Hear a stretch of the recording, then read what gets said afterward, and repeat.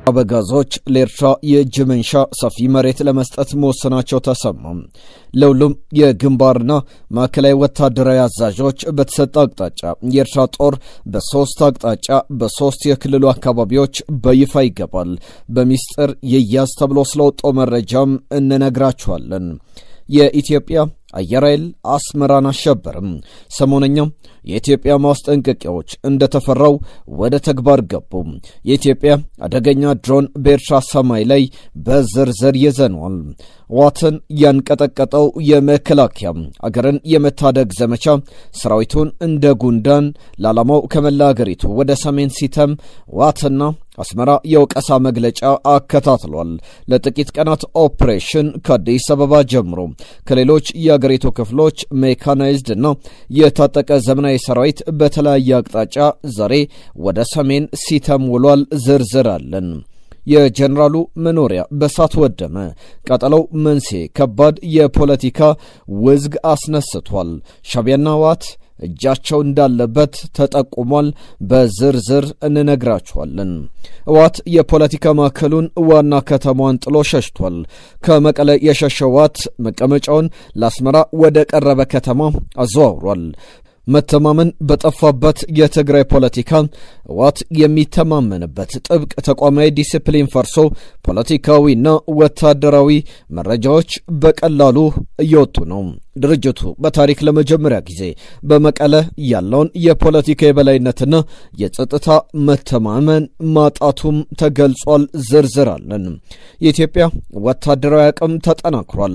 ዛሬ በርካታ ዘመናዊ መሳሪያዎች ከወዳጅ ሀገር ኢትዮጵያ እጅ ገብቷል። ተጨማሪ ይዘናል። የኢትዮጵያ አየር ኃይል አስመራን አሸብሯል። የሰሞነኛ የኢትዮጵያ ማስጠንቀቂያዎች እንደተፈራውም ወደ ተግባር ገብቷል። የኢትዮጵያ አደገኛ ድሮንም በኤርትራ ሰማይ ላይ ኤርትራን ሲያሸብር ውሏል። በዝርዝር እንመለከቷለን። ሰላም ጤና ይስጥልን ውድ አድማጭ ተመልካቾቻችን፣ አዲስ ሚዲያዎች ነን። በየዕለቱ አዳዲስና ዝርዝር ያልሰሙ መረጃዎችን ይዘን በአዲስ መልክ እየመጣን እንገኛለን። ቻናላችንን ሰብስክራይብ፣ ሼር በማድረግ አብራችሁን ቆዩ። አሁን በቀጥታ ወደ ዝርዝሩ እንገባለን። የኢትዮጵያ አየር ኃይል አስመራን አሸብሯል። ሰሞነኛው የኢትዮጵያ ማስጠንቀቂያዎች እንደተፈራው ወደ ተግባር ገብቷል። የኢትዮጵያ አደገኛ ድሮን በኤርትራ ሰማይ ላይ ሲያንዣብብ ውሏል። ኢትዮጵያ የሩሲያ ኦሪዮን የተባለ አደገኛ ድሮን በቅርቡ እንደታጠቀች ይታወቃል። ይህ ዘመናዊ ድሮን በኤርትራ ሰማይ ላይ ትናንትና ማታ ሌሊቱ ሙሉ ከሃዲያሌ እስከ አስመራ ያለውን አካባቢ እየቃኘ ያደረ ሲሆን የኤርትራ ጦር ድሮኑን ለማውደም አስበው ሌሊቱን ሙሉ ነባር መሳሪያውን ሲተኩስ ቢያድርም ነገር ግን አልተሳካላቸውም ሲሉ ወታደራዊ ምንጮች ገልጿል።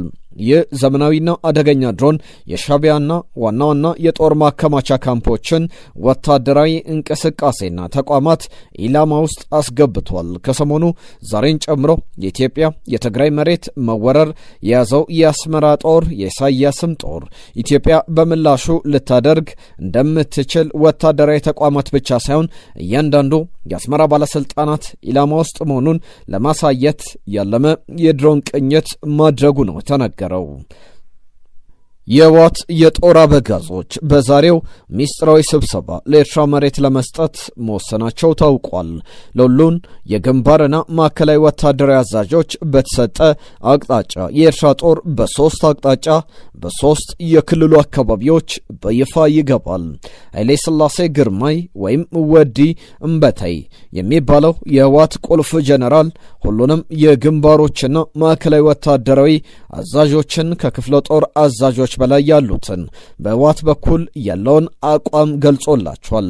በምዕራባዊና ደቡባዊ ግንባሮች ላይ ሁሉን አቀፍ ጥቃት እንሰነዝራለን፣ ከጎናችን ከሚቆመው የኤርትራ ጦር ድጋፍ ለማግኘት ስንል መሬት ለፕሬዝዳንት ኢሳያስ መንግስት እንሰጣለን ብሏቸዋል። ስለዚህ ሻዕቢያ በሰሜን ምዕራብ፣ በመካከለኛው፣ በምስራቅና በደቡብ ምስራቅ የትግራይ ግዛቶች ውስጥ ወደሚገኙት የተወሰኑ አካባቢዎች ይገባል።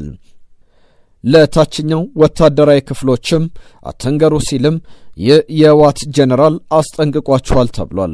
ይህ ጀነራል በጌታቸው ረዳ ኮምቦልቻ ላይ በቢሊዮን ብር ከባንክ ዘርፏል በሚል ክስ እንደቀረበበት ይታወቃል። ይህንን አቅጣጫ እንዲተገብሩ በስብሰባ ትዕዛዝ የተቀበሉት ገብረ አዴት ኮሎኔል ካሳይ የቀድሞ የምዕራብ ግንባር ሎጂስቲክ ኃላፊ፣ ልጅ ለም ማሾ በየነ ምግባህ ላይ አዲሱ የሰራዊቱ ዘመቻዎች መምሪያ ዮሐንስ መዲድ ጆን መድን ናቸው። የትግራይ ተቋሚዎች ይህ አደገኛ እንቅስቃሴ ነው ሲሉም አስጠንቅቋል። በይፋ የኤርትራ ጦር ከህወሓት ታጣቂ ጋር የሚንቀለቀል ሲሆን የውጊያ አመራርነቱን የኢሳያስ አፈወርቂ ጦር ይወስዳል።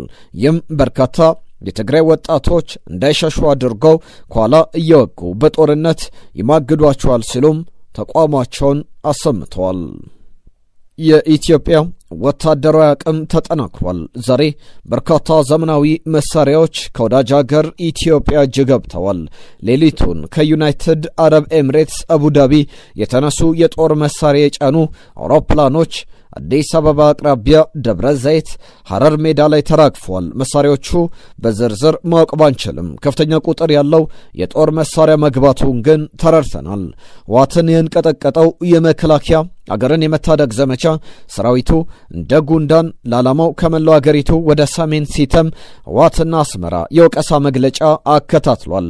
ለጥቂት ቀናት ኦፕሬሽን ከአዲስ አበባ ጀምሮ ከሌሎች የአገሪቱ ክፍሎች ሜካናይዝድ የታጠቀ ዘመናዊ ሰራዊት በተለያየ አቅጣጫ ዛሬ ወደ ሰሜን ሲተም ውሏል።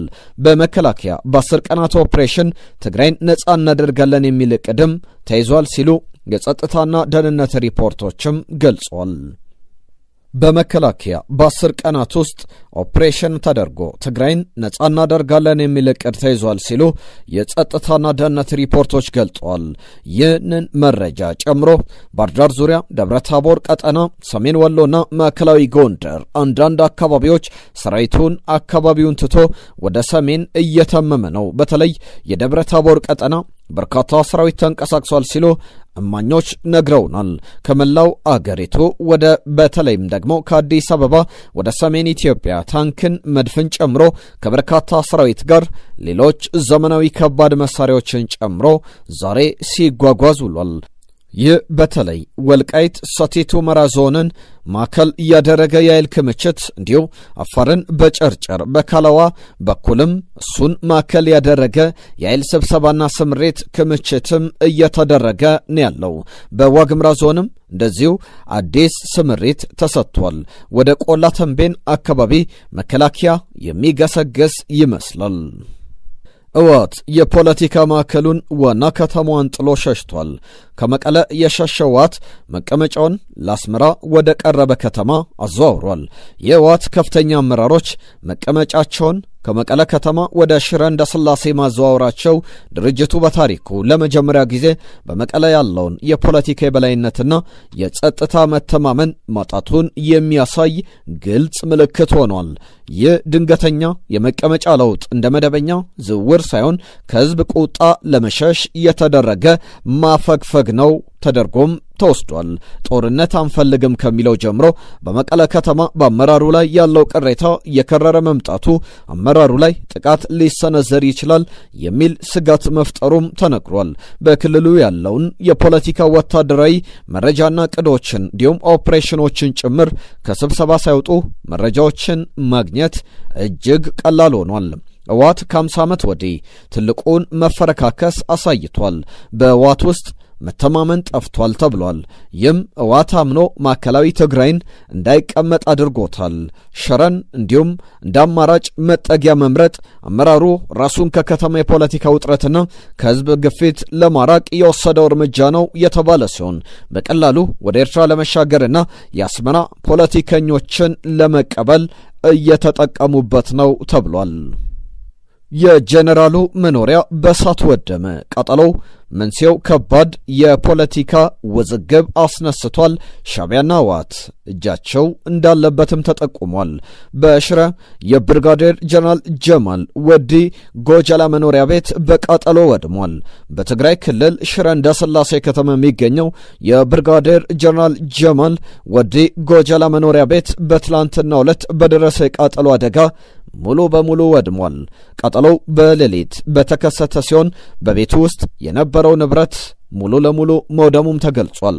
ስለ አደጋው መንስኤ እስካሁን በይፋ የተሰጠ መግለጫ ባይኖርም ምንጮች በቤቱ ውስጥ ተከማችቶ የነበረ ነዳጅ ለቃጠሎ መነሻ ሊሆን እንደሚችል ጠቁሟል። ይሁን እንጂ በተቃራኒው ድርጊቱ ኦን ተብሎ የተፈጸመ ሊሆን እንደሚችል የሚጠረጥሩም አሉ። ጀነራሉ ከህወሓትና ሻዕቢያ ጽምዶ ግንኙነት ጋር በተገናኘ መቃወማቸውን የሚገልጹ ወገኖች በህወሓት አሊያም ሽረ ላይ እንዳሻቸው ሰርጎ ገብቶ የሚንቀሳቀሰው የኤርትራ ጦር ይህንን ቃጠሎ ሳያቀነባብር እንዳልቀረም ተገልጿል።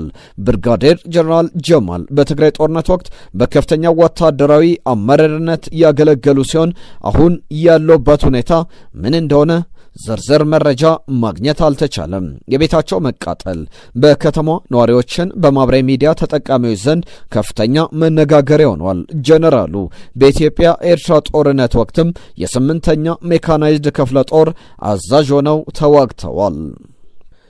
ኢትዮጵያውያን ኤርትራውያንና ሶማሊያውያን ወደ አውሮፓ ለመሻገር በብዛት በሚጠቀሙበት በሊቢያ የባህር ጠረፍ ላይ በደረሰ አሰቃቂ የጀልባ መገልበጥ አደጋ የሁለት ሕፃናትን ሕይወት ጨምሮ 53 ስደተኞች መሞታቸውን የተባበሩት መንግስታት ድርጅት የዓለም አቀፍ ስደተኞች ድርጅት IOM ገልጿል። እንደ ድርጅቱ መግለጫ ከሆነ በአደጋው ወቅት በጀልባው ላይ 55 ሰዎች የነበሩ ሲሆን ከአደጋው በተአምር ሊተርፉ የቻሉት 2 ናይጄሪያውያን ሴቶች ብቻ ናቸው። ጀልባዋ አልዛዊ ከተባለች የሊቢያ የወደብ ከተማ ተነስታ ለ6 ሰዓታት ያህል ከተጓዘች በኋላ ነው አደጋው የደረሰባት። ሕይወታቸው ያለፈ ስደተኞች ከተለያዩ የአፍሪካ ሀገራት የተሰባሰቡና የተሻለ ሕይወት ፍለጋ ወደ አውሮፓ ለመሻገር ጥረት ያደረጉ የነበሩ መሆናቸውም ታውቋል። ይህ አደጋ በሜዲትራኒያን ባህር ላይ በየጊዜው የሚከሰተውን የስደተኞች እልቂት በድጋሚ አሳይቷል። የዓለም አቀፉ ስደተኞች ድርጅት IOM ምንም ሪፖርት እንደሚያመላክተው ገና በገባንበት የ2026 የፈረንጆቹ ዓመት ብቻ ከሊቢያ ተነስተው ወደ አውሮፓ ለመሻገር ሲሞክሩ ሕይወታቸው ያለፈ ስደተኞች ቁጥር 500 ደርሷል። ይህ አሳዛኝ ሁኔታ ዓለም አቀፉ ማህበረሰብ ሕገወጥ የሰዎች ዝውውርን ለመግታትና ደህንነቱ የተጠበቀ የስደት መስመሮችን ለመፍጠር የሚያደርገው ጥረት አሁንም ከፍተኛ ፈተና እንደተጋረጠበት የሚያሳይ ነው።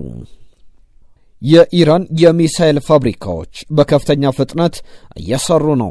የእስራኤሉ ታዋቂ ጋዜጣ የደህንነት ምንጮችን ዋቢ አድርጎ ባወጣው መረጃ መሰረት ኢራን የሚሳኤል የማምረት አቅሟን በሚያስደነግጥ ሁኔታ ጨምራለች። በዘገባው ላይ የተጠቀሱት ዋና ዋና ነጥቦች ቁጥሩ ኢራን በአሁኑ ወቅት ላይ በወር 300 የባላስቲክ ሚሳኤሎችን እያመረተች ትገኛለች። ይህ ማለት በቀን በአማካኝ 10 አዳዲስ ሚሳኤሎች ወደ ክምችት ይገባሉ ማለት ነው። የቴክኖሎጂ ድጋፍንም በተመለከተ ይህ መጠነ ሰፊ ምርት ከቻይና በሚገቡ የቴክኖሎጂ ግብዓቶች የታገዘ መሆኑም ተገልጿል። የእስራኤል ስጋት የእስራኤል የደህንነት ተንታኞች እንደሚሉት ኢራን በዚህ ፍጥነት ምርቷን ከቀጠለች በሚቀጥሉት ጥቂት ዓመታት ውስጥ የሚሳኤል ክምችቷን ከ6000 ወደ 10000 ልታሳድግ ትችላለች። ይህም የቀጠናውን የኃይል ሚዛን ሊቀይር ይችላል ተብሏል። ዳግም ግንባታ ኢራን ይህንን የምታደርገው ባለፈው ዓመት ከእስራኤል ጋር በነበረው ወታደራዊ ፍጥጫ የጠፋባትን የጦር መሳሪያ ክምችት በአጭር ጊዜ ለመተካት እንደሆነም ተነግሯል። በመጨረሻም የግብፁ ፕሬዝዳንት አብዱል ፈታህ አልሲሲ በተባበሩት አረብ ኤምሬትስ ያደረጉትን ይፋዊ የሥራ ጉብኝት አጠናቀው ወደ አገራቸው ተመልሰዋል። ፕሬዝዳንቱ ከአቡዳቢው ፕሬዝዳንታዊ አውሮፕላን ማረፊያ ሲነሱ የተባበሩት አረብ ኤምሬትስ ፕሬዝዳንት ሼክ መሐመድ ቢን ዛይድ አልናያን አሸኛኘት አድርገውላቸዋል። ሁለቱ መሪዎች በቆይታቸው በጋራ በሚያሳስቧቸው ቀጠናዊ ዓለም አቀፋዊ ጉዳዮች ላይ የመከሩ ሲሆን በተለይም በመካከለኛው ምስራቅ ባለው ወቅታዊ ሁኔታ ላይ ሰፊ ውይይት አድርገዋል። መሪዎቹ በጋዛ ሰላም እንዲሰፍን የተኩስ አቁም ስምምነቱ ተግባራዊነትን ማፍጠን፣ ሰላማዊ ሰዎችን መከራ ለመቀነስ ሰብአዊ እርዳታን ያለምንም እንቅፋት በበቂ ሁኔታ እንዲገባ ማድረግ በሚሉ ነጥቦች ላይ አጽንኦት ሰጥተዋል። ተመሰረተ ፍትሃዊ፣ ዘላቂ እንዲሁም ሰላም እንዲመጣ መስራት ለቀጠናው ደህንነት መረጋጋት ወሳኝ መሆኑንም አሳስበዋል። ፕሬዝዳንት አልሲሲ በቆይታቸው ከሼክ መሐመድ ቢን ዛይድ ጋር በመሆን መሐመድ ቢን ዛይድ የአርቲፊሻል ኢንተለጀንስ ዩኒቨርሲቲን ጎብኝቷል። በጉብኝታቸውም ስለ ዩኒቨርሲቲው የመሰረተ ልማት ግንባታ፣ ስለ አካዳሚክ ፕሮግራሞችና ዩኒቨርሲቲው በተራቀቀ ቴክኖሎጂና በአርቲፊሻል ኢንተለጀንስ ዘርፍ እያሳየ ስላለው እድገት ገለጻ ተደርጎላቸዋል። ይህ የቴክኖሎጂ እድገት የተባበሩት አረብ ኤምሬትስ የረጅም ጊዜ የልማት ራዕይን በመደገፍ ረገድ ያለውን ሚናም ተመላክቷል። በመጨረሻም ሁለቱ መሪዎች በቀጠናው ሰላም፣ መረጋጋትና የህዝቦች ብልጽግና እንዲረጋገጥ በቅርበት የመመካከርና ቅንጅታዊ አሰራራቸውን የማጠናከር ቁርጠኝነታቸው በድጋሚ አረጋግጧል።